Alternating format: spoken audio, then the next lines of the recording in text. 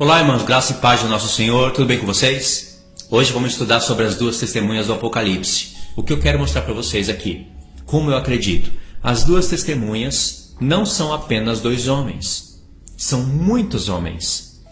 E não são homens apenas judeus, são homens de povos, línguas e nações. Já duas testemunhas você pode dividir judeus e gentios. Não todos, mas uma grande porção de povo que terá azeite de ouro e que vai para Jerusalém, lá mesmo, naquele lugar, profetizar e vão conscientemente para dar a sua vida por amor ao Senhor e por amor aos irmãos. Eles vão lá conscientemente fazer isso. Não só apenas dois homens, mas dois povos. E esses dois povos se encaixam perfeitamente, segundo as profecias bíblicas, nas duas casas de Israel. Não é preciso conhecer toda a questão das duas casas de Israel para entender isso que eu vou falar para vocês, porque através desses textos vai dar para compreender, só que não tem como não olhar e não entender as duas casas de Israel, ok? E o assunto das duas testemunhas em Apocalipse 11, ele tem tudo a ver com o mistério das sete igrejas no Apocalipse 1.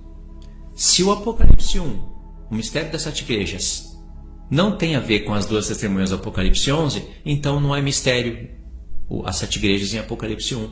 Qual é o mistério? O Senhor Jesus falou que é um mistério, as sete estrelas na mão dele, os sete castiçais. O mistério não é só falar que as sete estrelas são sete anjos e os sete castiçais são as sete igrejas, como o Senhor tivesse bolado aquilo na hora para falar. Isso não é mistério. O mistério é quando você entende todo esse contexto. Olha onde surgiu o assunto das duas testemunhas. Primeiro você vai encontrar uma aqui, né? Diz assim: Saiu, pois, Moisés e referiu ao povo as palavras do Senhor, e ajuntou 70 homens dos anciãos do povo e o pôs ao redor da tenda. Então o Senhor da nuvem lhe falou, e tirando do espírito que estava sobre ele, o pôs sobre aqueles 70 anciãos. Quando o espírito repousou sobre eles, profetizaram, mas depois nunca mais. Isso aqui também é uma palavrinha chave. Porém no arraial ficaram dois homens. Um se chamava Eldade e outro Medade. Repousou sobre eles o Espírito, porquanto estavam entre os inscritos, ainda que não saíram à tenda, e profetizavam no arraial. Está vendo? Outro texto. Profetizavam no meio do povo. Verso 27. Então correu um moço e anunciou a Moisés e disse: Eldade e Medade profetizam no arraial. Josué, filho de Num, servidor de Moisés, um dos seus escolhidos, respondeu e disse: Moisés, meu senhor, proíbe-lhe. Porém Moisés lhe disse: Tu tens ciúmes por mim? Tomara todo o povo do Senhor fosse profeta, que o Senhor lhes desse do seu espírito. Até aqui, irmãos. Entendeu o que aconteceu? 70 homens profetizaram, depois nunca mais profetizaram, mas dos 70 ficaram dois que estavam profetizando. Justamente dois. Aí essa palavra chegou até Josué, Josué chegou até Moisés e Moisés falou: quem dera que o Senhor colocasse do seu espírito não só sobre os 70, não só sobre esses dois, não só sobre os 70, mas sobre todo o povo de Deus. Irmãos, aqui apareceram as palavras chave 70, apontando para o final das 70 semanas, 2, profetizando, apontando para as duas testemunhas do Apocalipse, e um desejo de Moisés. Quem dera que o Senhor fizesse isso com todo o povo.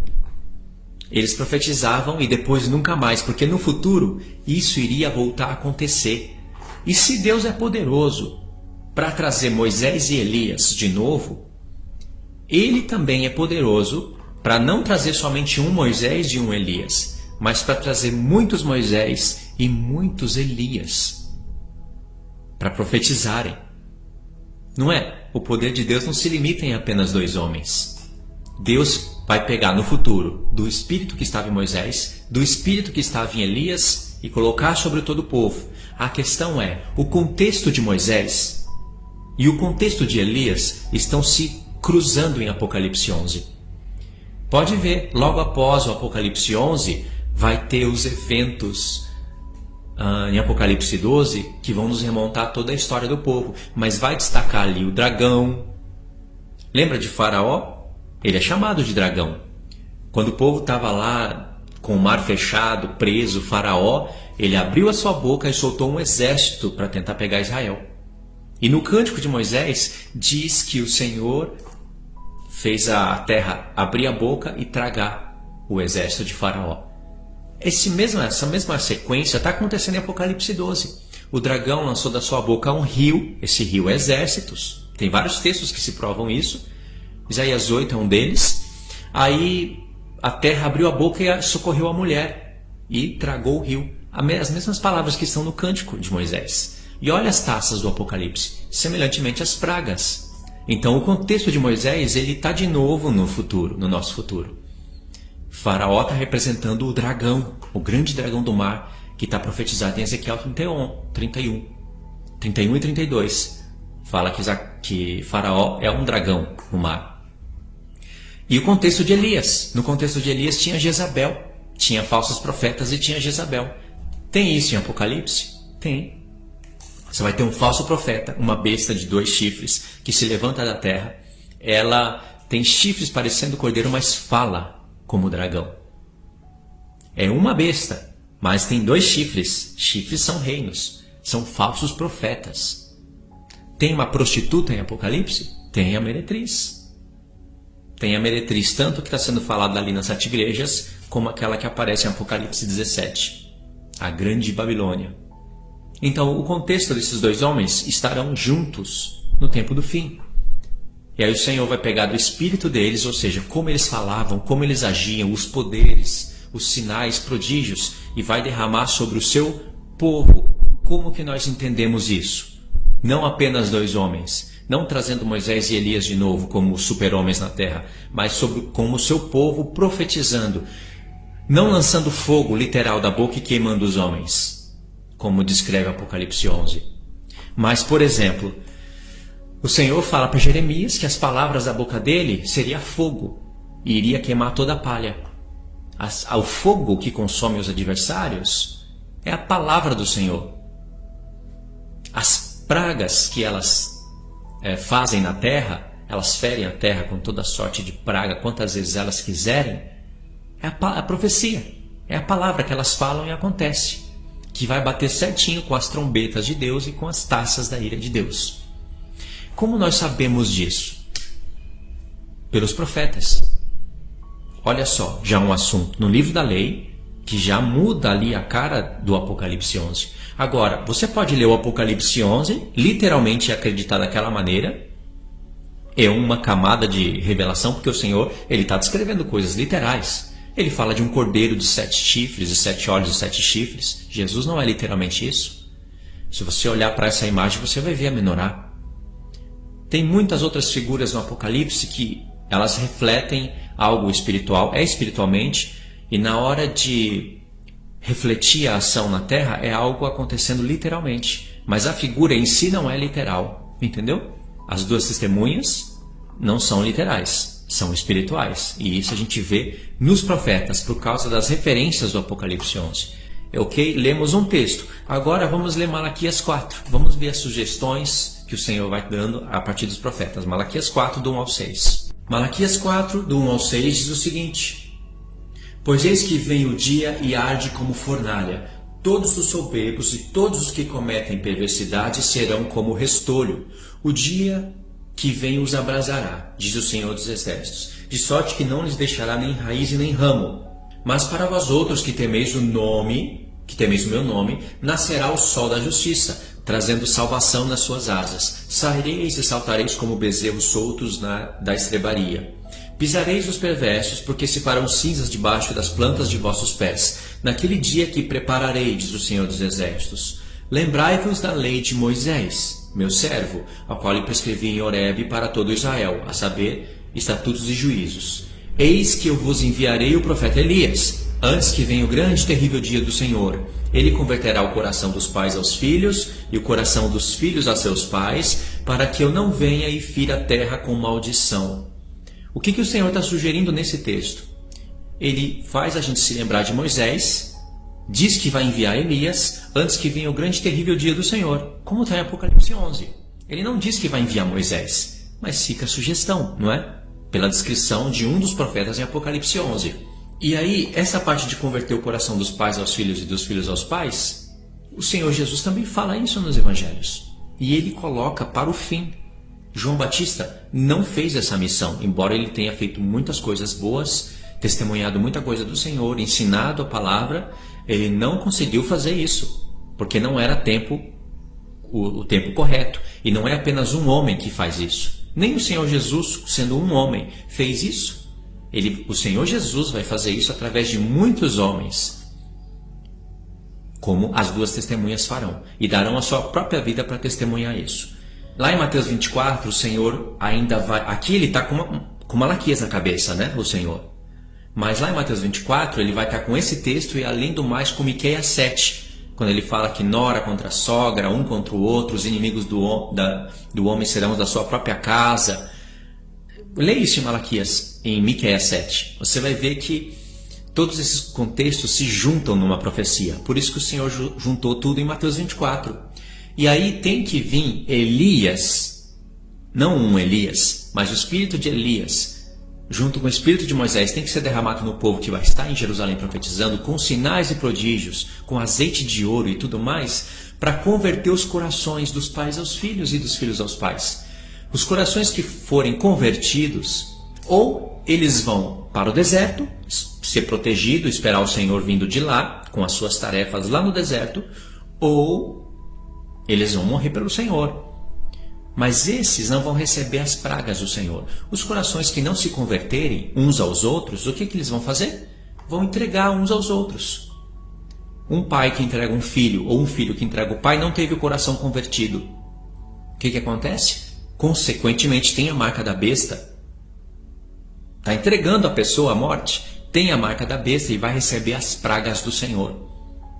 Mas Elias vem com essa missão, para fazer a conversão dos corações. Os corações que se converterem, eles ficarão livres da ira de Deus. Entendeu? Agora vamos para o texto de Tiago, e esse é um texto incrível. Olha só as coincidências. Dá a sensação de que Tiago recebeu o Apocalipse, leu o Apocalipse 11 e está explicando ele para a gente. Dá a sensação disso. Mas Tiago não leu o Apocalipse. Olha só. Sede, pois, irmãos, pacientes até a vinda do Senhor. Eis que o lavrador aguarda com paciência o precioso fruto da terra, até receber as primeiras e as últimas chuvas. Lavrador, primeiras e últimas chuvas, frutos da terra. Tiago está falando de coisas espirituais aqui, de festas. Ele não está falando de coisas literais. Verso 8. Sede vós também pacientes e fortalecei o vosso coração, pois a vinda do Senhor está próxima. O que tem a ver a vinda do Senhor com as primeiras e as últimas chuvas? Os frutos da terra? O que tem a ver? Os frutos da terra somos nós, primícias para Deus. As primeiras chuvas é a vinda de Cristo. As últimas chuvas começam no Pentecoste e vai até a segunda vinda de Cristo. As duas chuvas têm a ver com o derramado do Espírito Santo. Mas a primeira, com a vinda do Filho do Homem em carne, com a segunda chuva, quer dizer, a última das últimas chuvas tem a ver com a segunda vinda do Filho do Homem, já não em corpo e carne, mas em espírito. Jesus Cristo, homem, sim, homem, mas um corpo glorificado.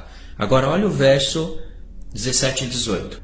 Elias era homem semelhante a nós, sujeito aos mesmos sentimentos, e orou com instância para que não chovesse sobre a terra, e por 3 anos e 6 meses não choveu. E orou de novo, e o céu deu chuva, e a terra fez germinar os seus frutos. O que aconteceu aqui? Parece que Tiago leu o Apocalipse 11 e está interpretando para a gente. Não, ele não leu, ele não tinha. Mas ele tinha os profetas. Ele sabia que Elias veio na vida de João Batista, mas que não se cumpriu todos os fatos. Então ficaram coisas para a vinda do Senhor no futuro. Por isso que ele lembra de Elias. Porque lá em Malaquias o Senhor disse que enviaria Elias antes que viesse o grande e terrível dia do Senhor, para os corações dos pais e aos filhos se converterem uns aos outros. Ou seja, da família receber o Senhor e se converter e estarem unidos. Os que entregarem uns aos outros serão punidos, receberão as pragas.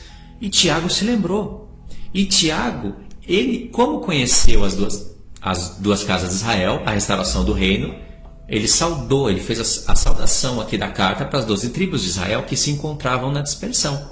Ele não saudou somente judeus, ele saudou a igreja de Cristo.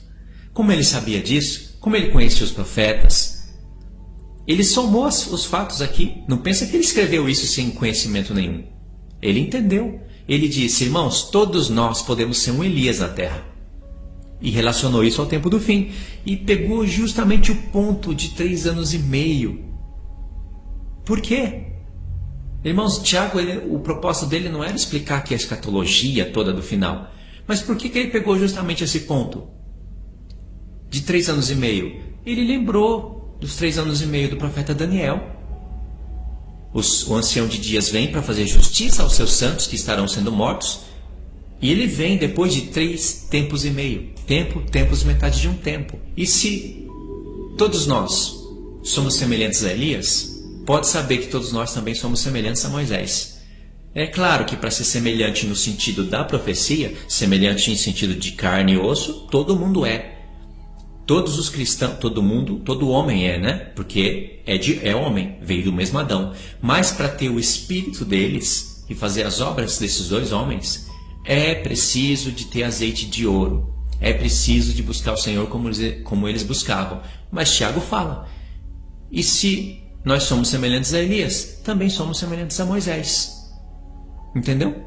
Não é somente semelhante a Elias. Ele pegou Elias aqui.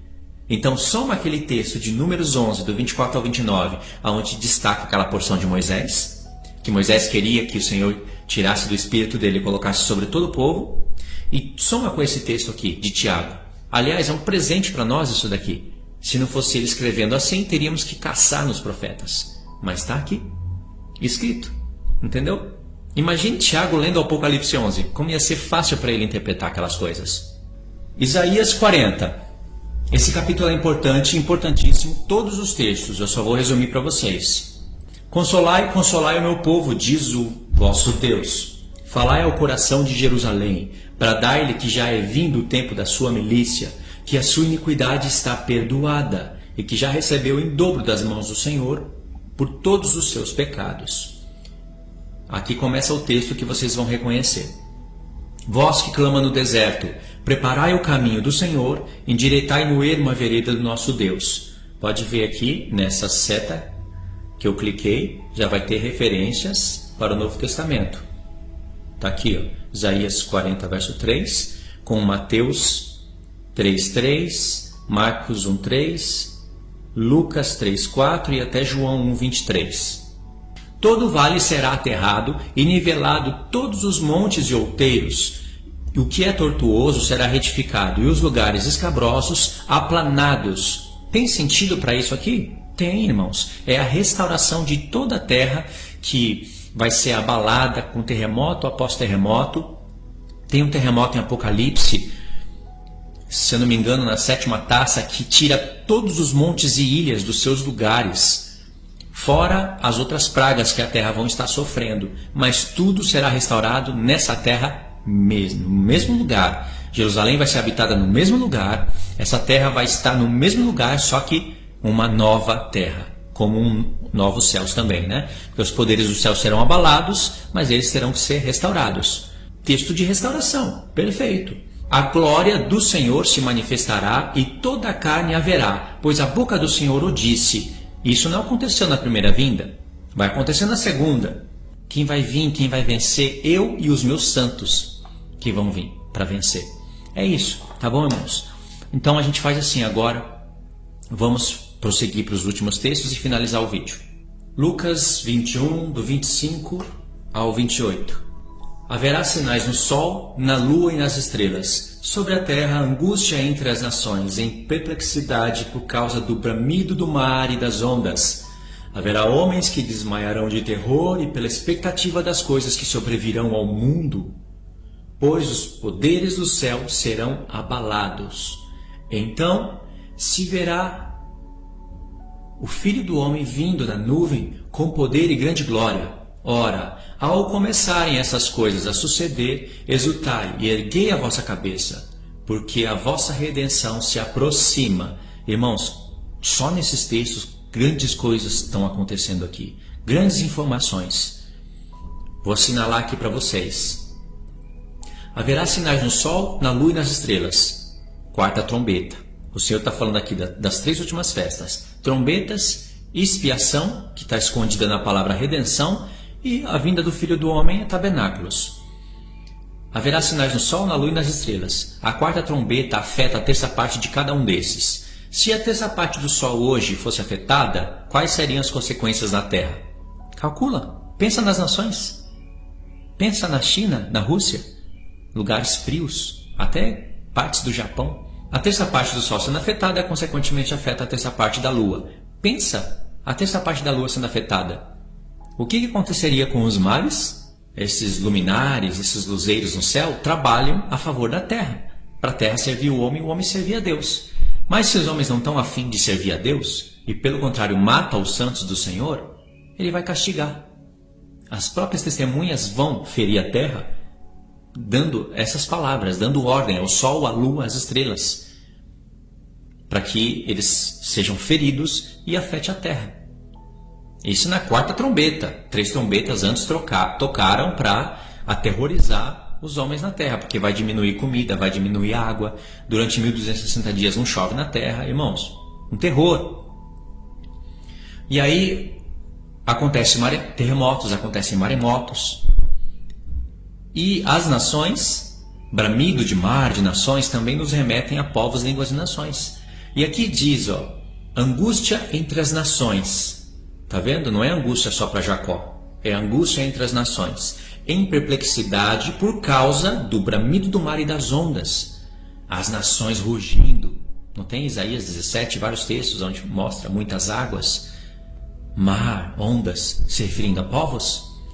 Verso 26. Haverá homens que desmaiarão de terror pela expectativa das coisas que sobrevirão ao mundo. Não é nem por estar acontecendo, é pela expectativa de acontecer. Porque, olha a mídia hoje, o homem tem câmera, tem inteligência artificial, tem instrumentos para prever muitas coisas. Eles vão prever terremotos e vai acontecer. Vão prever tufões, vai acontecer. Vão prever maremotos, vai acontecer. Só as primeiras trombetas já vão dar esse recado para eles. E só pela expectativa. Imagina a terça parte, o que acontece na terça trombeta? A terça parte dos mares e dos navios são todos derrubados no mar, todos afetados. A terça parte. Já sabe quantos barcos estão nos mares agora, fazendo intercâmbios, fazendo negócios uns com os outros? Só aí é motivo de guerra, irmãos. De quem vai ser a culpa? A culpa vai ser de um povo que está em Jerusalém profetizando, não é? Pode ver que quando a besta se levanta na metade da semana e recebe poder e autoridade do diabo, a primeira coisa que ela faz é blasfemar contra o céu e contra o que neles habitam e matar o povo que está profetizando. Primeira coisa que ela faz. Verso 27. Aí, quando a terra estiver naquele cenário todo, igual você vê em filme, aí aparece o Salvador, aparece o sol da justiça, como diz em Malaquias 4. Entendeu, irmãos? E o Senhor fala, ora, ao começarem essas coisas a suceder, ou seja, começou a tocar trombetas, a terra começou a ficar de ponta cabeça, começaram os tumultos, as guerras, vocês estão vendo a 7ª cabeça formada já, 10 nações unidas. Não é para ficar triste, deixa que eles, os jovens do mundo, tropecem, se cansem, desmaiam só pela expectativa das coisas. Vocês, levanta a cabeça e se alegra. Ou seja, voa com asas de águia para o deserto e se alegra, porque vossa redenção se aproxima. A redenção é a transformação dos corpos. Isso está em Romanos 8, está em Hebreus com toda clareza. Em Hebreus ainda, ele colocou a palavra redenção e dia da expiação como se fosse a mesma coisa. Dia da expiação, dia que o Senhor Jesus vem. Entendeu? Isso está em conexão com Isaías. Agora, nós lemos do 25 ao 28. Lê do 7 ao 13. Olha o que acontece. Perguntaram-lhe, mestre, quando sucederá isto? E que sinal haverá de quando essas coisas estiverem para se cumprir? Igual Mateus 24. Só que aqui vai ter acréscimos. Ou você pode considerar lendo isso daqui Mateus 24 como acréscimo. Respondeu ele: Vede que não sejais enganados, porque muitos virão em meu nome dizendo: Sou eu. E também chegou a hora, não os sigais. Quando ouvirdes falar de guerras e revoluções, não vos assusteis, pois é necessário que primeiro aconteçam essas coisas, mas o fim não será logo. Então lhes disse: Levantar-se-á nação contra nação, reino contra reino. Haverá grandes terremotos, epidemias e fome em vários lugares, coisas espantosas e também grandes sinais do céu. Antes, porém, de todas essas coisas, lançarão mão de vós e vos perseguirão, entregando-vos às sinagogas e aos cárceres, levando-vos à presença dos reis e governadores por causa do meu nome. Aqui está o motivo de tudo. O povo de Deus vai ter pleno conhecimento do nome do Senhor, não de pronúncia, mas de revelação do significado da plenitude do significado do nome do Senhor. Eu já tenho falado muito disso no canal. E isto vos acontecerá para que deis testemunho. Aqui estão as testemunhas do Senhor. Tudo isso, guerra, rumores de guerra, perseguições, catástrofes, tudo isso é para dar testemunho. Esse é um recado para quem? Para as duas testemunhas. E para o povo que vai estar ouvindo as duas testemunhas. Entendeu? Ou seja, não é só para judeu, gentios também. Agora, o mesmo Lucas, ele escreveu Atos. A estes também, depois de ter padecido, se apresentou vivo, com muitas provas incontestáveis, aparecendo-lhes durante 40 dias e falando das coisas concernentes ao reino de Deus. E comendo com eles, determinou-lhes que não se ausentassem de Jerusalém, mas que esperassem a promessa do Pai, a qual disse ele: De mim ouvistes. Porque João, na verdade, batizou com água, mas vós sereis batizados com o Espírito Santo não muito depois desses dias. Veja bem, primeiro, aqui ia começar as últimas chuvas. As primeiras chuvas estão relacionadas à vinda do Senhor. As últimas chuvas já começam no Pentecoste, tanto é que a pregação já se inicia aos últimos dias. Não é tão fácil explicar isso, eu nem quero abrir aspas aqui para explicar isso porque demora, mas é assim. A última das últimas chuvas acontece agora. A última das últimas. Então, o que acontece? Assim como houve um povo que foi para Jerusalém para esperar a promessa do Pai, no futuro agora haverá também um povo, não só de judeus, porque primeiro é para judeus, depois gentios, vão para Jerusalém esperar a promessa do Pai. Verso 6. Então os que estavam reunidos lhe perguntaram: Senhor, será este o tempo em que restaures o reino a Israel? Respondeu-lhes Jesus: Não vos compete conhecer tempos ou épocas que o Pai reservou pela sua exclusiva autoridade. Esse tempo que nós estamos, é o tempo que o Pai reservou pela sua exclusiva autoridade. A palavra tempos ou épocas, se fosse falada no hebraico, seria a palavra moed, relacionada às festas. Mas, verso 8, mas recebereis poder ao descer sobre vós o Espírito Santo, e sereis minhas testemunhas. Igual Apocalipse 11.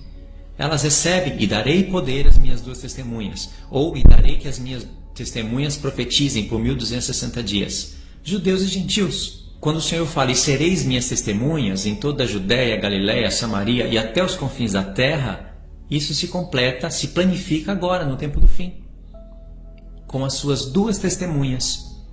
Nós não somos testemunhas? Somos. Judeus não são testemunhas? São. Como o Senhor fala pelos profetas, já falava para as duas casas: vocês são as minhas testemunhas. Aí ele faz perguntas relacionadas ao tempo do fim, tipo essas: existe outro Deus além de mim? Não temas, eu anunciei antes, eu falei. Existe um Deus além de mim? Não? Então vai, vocês são minhas testemunhas. Profetiza. Aspas agora nessa palavra, né? Profetiza. Isso é o que nos dá a entender que o Senhor está falando para as duas casas. Esse outro Deus além dele é o anticristo que vai estar aqui, é o próprio diabo querendo se fazer Deus. Entendeu? É isso. É assim que vai somando as coisas do Apocalipse 11 pelas próprias referências que ele te dá. O Apocalipse 11 não é para ficar lendo só o capítulo 11 de Apocalipse e ficar imaginando com a sua cabeça o que seria aquilo. Tem referências para Zacarias, tem referências para Daniel, Tem referências para Isaías, tem referências para Ezequiel.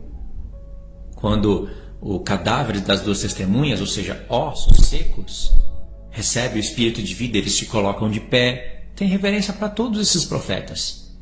Se você não reconhece as referências, você está falhando na revelação do Apocalipse, porque é revelação para os servos. Não é uma revelação literal para você ler e falar, é isso daqui, do jeito que está aqui é. Não é assim. São muitas figuras justamente para Deus trabalhar assim com essas coisas.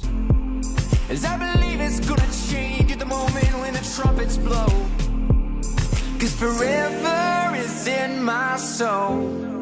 It's in my veins.